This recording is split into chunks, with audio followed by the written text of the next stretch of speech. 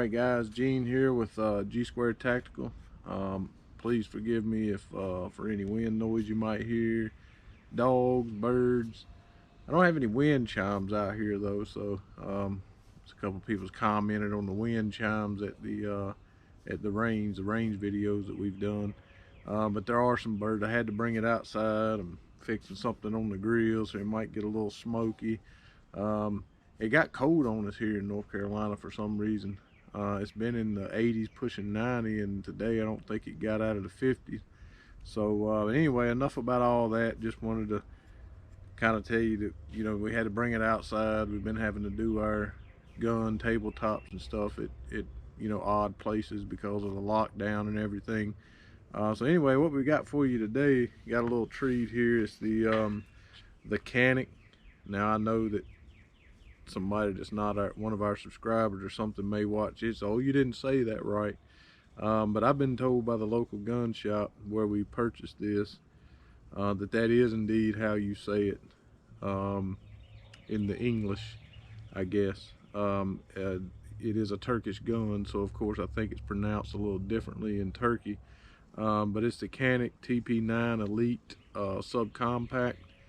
Of course, you know, you guys have probably seen the, and we're gonna try to do something a little different today too, in that we're gonna try to do some still shots, because I'm having to film with the GoPro because Trey's not with me. He's tending to his lawn care business today, and so I'm having to use the GoPro, and for some reason or another it doesn't really show up or focus real well on close-ups. So I took some still shots. We're gonna try to show you as I'm showing you the different features of the gun. This gun of course does come with the option of mounting an optic. They say that only the Shield RMS will fit on here. As you can see here, I've got a SIG 0, I believe it is. Fits on there just perfectly fine. It mounts up the exact same way as the Shield RMS. I am not about to pay $400 for a reflex, which is essentially what I paid for the entire gun. I just can't do it. If it's rifle, something like that, I'm trying to get, you know, a couple miles out of or something, okay, spend $2 grand on an optic, but or a scope, but I can't do that. So I went with this. I think it was designed for, I know it was designed for the 365 SIG 365 XL, but it fits on here perfectly. Now, as to whether or not I haven't shot this gun yet, I'm just doing the tabletop. We will put a range video up soon, but I mean, I can only assume that it's gonna do fine. It mounts up just fine. It looks really good on here. It doesn't hang off the sides awkwardly or anything like that. I've had good luck with SIG Romeo red dots and reflexes. Never had any issues whatsoever. This happens to be, I know this one comes in like a tungsten gray and maybe even a solid black. This happens to be a burnt bronze, which I am really a fan of. I really like how it looks. This finish on here is a Cerakote, but it also is a melanite finish underneath the Cerakote, like a nitrite field or something like that. And that is some of the best coating you can get. So it's like double dipped, you know. It's got the melanite and the Cerakote. And what a guy that was going to mount this on there for me at the gun shop took a screwdriver, which was driving me up the wall, and was trying to peel this plate off that comes on here, which is kind of let's see, I have the plate here. This plate that was mounted on there, it was really tight, and I thought for sure he was going to scratch the crap out of it or bring some of the finish off, but it never did. It never put a mark on it whatsoever. So I could say a lot about the finish, but we'll just kind of leave it at that. It's just a beautiful finish, I believe, I think. Anyway, it also has ambidextrous slide lock for the lefties out there. The mag release can be switched around also, again, for the lefties. I really like the red trigger safety here. the center trigger safety. I think that really looks nice. It's got about, I've seen or heard a couple people say that it was about a 5.5, 6 pound trigger. I don't know about that. I put my trigger gauge on it, was getting somewhere around 4.8, 4.9 consistently. So I think it's probably a little less than 5 pounds. The gun overall weighs about 25 ounces. It does seem a little bit top heavy, but I think that that's just because it's so well made. You know, this gun is safe. As you can see, there's no magazine.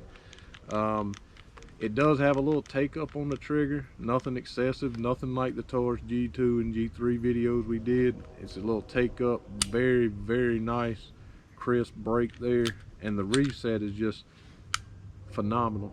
I mean, it's very audible, it's very pronounced, very short, and you know, I haven't shot it yet, but you know, just given how many guns I have handled, I feel like, you know, that's going to be a really nice trigger. I think, yeah, it's just a very nice, pronounced, crisp reset. It does have steel sights. I know that on some of the Elites it came with a phosphorus filled white dot front sight.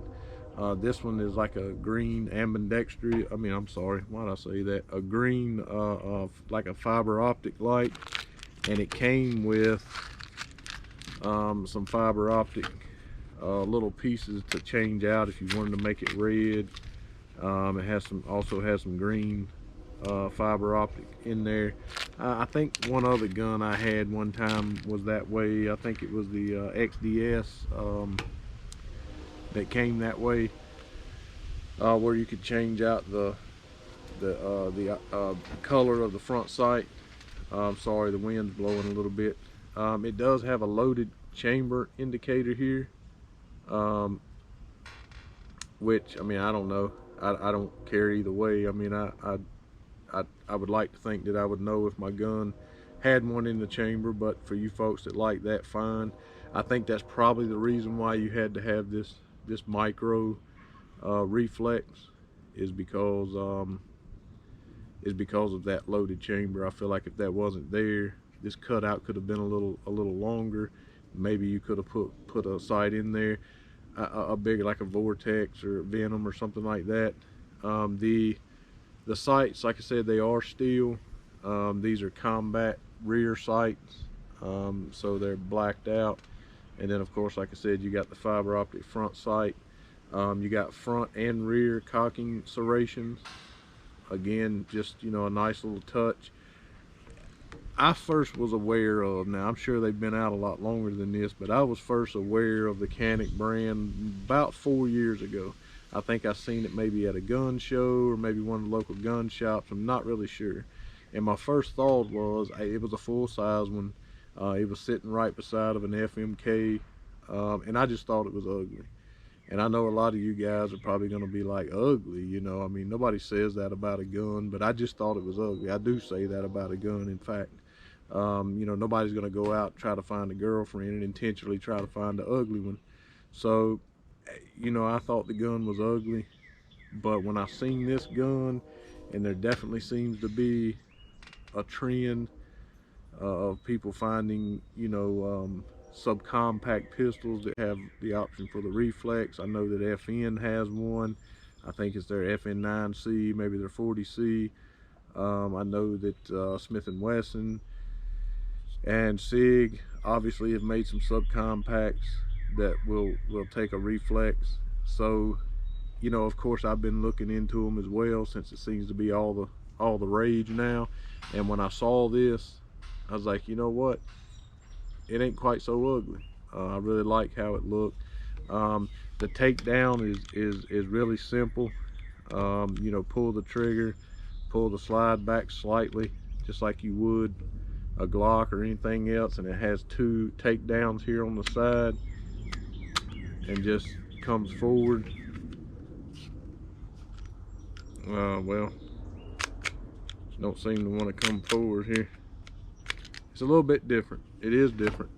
It doesn't, on a Glock, you have to line it up front here, but on this one you can't do that because it catches, it hits, and it won't go back. it hits right here. So on this one, you have to set it beyond this little piece here. You have to set it down right along in there, and then you just come back. So you know, it's different. It's different than the Glock in a little way, but it's very easy to take down. You know, nothing really to it. You just kind of have to remember to lift up instead of sliding it all the way forward and then kind of laying it back down. You just lay it on there, she's ready to go. Like I said, it does have the ambidextrous. It's not in the way, I don't think. It does stick out a good bit here, kind of like maybe an H&K USP or something, but I don't think it's going to be in the way. It's very maneuverable, I guess you could say. Very easy to you know, to operate. And also, you see here on the rear, it has the striker safety. So, you know, of course, when you drop the trigger, as you can see here, it goes away. And then when you cock it back or slide it back, it pops out there. It's not I heard somebody call it a loaded chamber indicator. It's not a loaded chamber indicator. It doesn't, as there's not one in here, but yet it's still out. You know, that just simply lets you know that it's ready to go bang. That the trigger is forward, ready to be pulled. If there's something in there, you know, she's ready to go bang. It's just a trigger safety is all it really is. It's a 3.6 inch barrel, I believe it is. Yes, that's correct. 3.6, about 25 ounces. Like I said, if anything's ugly about it, I did think the rear was a little ugly. But I can get beyond that, especially if it performs. Comes with a 15 round magazine, which looks like this. Extends it about an inch below the mag well here. It comes with a 12 round magazine. Still able to get a very good grip on it with your pinky. If you wanted to take that off, it does come with a flush floor mount for the magazine here. If you didn't like this, if you wanted it to be as concealable as possible, it comes with a lock.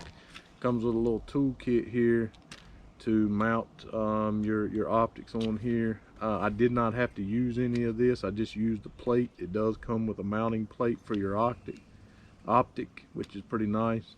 I did not have to use any of the screws or anything out of here, as the SIG Zero reflex here did come with. Now, like I said, I hope it works out. I don't know. I know online and other videos I've watched, everybody has said, and sorry, fix this camera here. Everybody has said that, you know, only the Shield RMS will work, but that's just not true. As you can see, I did mount this on here. Now, as to whether or not it'll work at the range and hit where I want it to hit, we'll see. All I know is that it mounts up here, and I don't see why it wouldn't work out just fine. And I do like, and the nice thing also about it is even though these sights are not raised, they do co-witness through the reflex, so I can see the rear and the front sight just fine. I do like that. I do not like depending solely on the reflex, so that's a good option. It does come with a molded case here. It's not the greatest molded case ever. You know, it's got your owner's manual instructions and things here. Comes with a cleaning brush and, you know, just some cleaning utensils here. You know, nothing to jump up and down about. It does have a little cleaning brush that it came with. Let's see, like I said, it does come with your mounting plate, 2 magazines. It does have 2 back straps, you know, interchangeable. I like the bigger one, the bigger palm swell. You got a smaller one here. You know, it's nice that it comes with all those things. And then some guns doesn't come with your mounting plates for your optic, which sucks. I don't know why that is, but this one did come with the plates, which is real nice. You know, it does have nice texture on the grip here. it's not too aggressive on the side, which I like, because you know, a lot of aggression on the side, the snag on your clothes, things like that. It has good aggression where it should be, and that is on the front here and on the rear. I really like the aggressive stippling there. Also on the front of the magazine and on the side of the magazines as well. These, you have to punch a pin out to replace these back straps, which is, again, it's not a big deal. They just punched right out. It does have a 1913 pick rail here. I put a little TLR7 on here. I'll put a picture up of it, what it looks like with it. It fits up here real nice. I know I've seen some with a little O light on it. You know, whatever. It doesn't, the TLR7 does not stick out very far off the end. It's not awkward looking. Very easy to maneuver with your index finger here. Yeah, I think I about told you everything there was to say about it. Again, you know, I guess it's preference. I do like how it looks. I went to the gun shop twice with my wife. You know, you always got to get your wife's permission. No, not really, but she always likes to go with me and give her opinion on what she thinks about them. But I picked it up, held it, looked at the rear here. For some reason or another, it reminded me of a high point. I don't know why. I guess maybe because it is a little top heavy as well. And I said, nah, I don't think I'm gonna get it. It's ugly. That's what I said. Went back second time. I ended up buying it because, you know, everybody's been talking about it, Canik, and I have been oogling it for the last 4 years. So I said, why not? 400 bucks. Yeah, you know, optic ready. Let's do it. And since I brought it home and I've played with it, manipulated, and I've seen, you know, how good and tough this finish was, and you know me, I'm all about them aesthetics. I'm really becoming a fan of how it fits in the hand, you know, how it's weighted, especially when the magazine's full. I think if it shoots as well as they claim it will, I think I'm really gonna like it. You know, I hope you guys liked the video. I hope it was informative. I hope some of the still shots will help you get a little better look at it. Again, get your friends, family, sisters, brothers, cousins to, you know, sign up. Sorry about all the dogs barking. To subscribe to the channel, like our Facebook page at G Squared Tactical. Because we are going to be doing another giveaway at 500. So again, hit that like button, hit that subscribe button if you hadn't subscribed already. Again, this is the Canik TP9 Elite Subcompact. Go out and pick you up one. This is a Sig Sauer Romeo Zero, made for the 365 XL. It will mount on there just perfectly. Thanks again for watching, guys.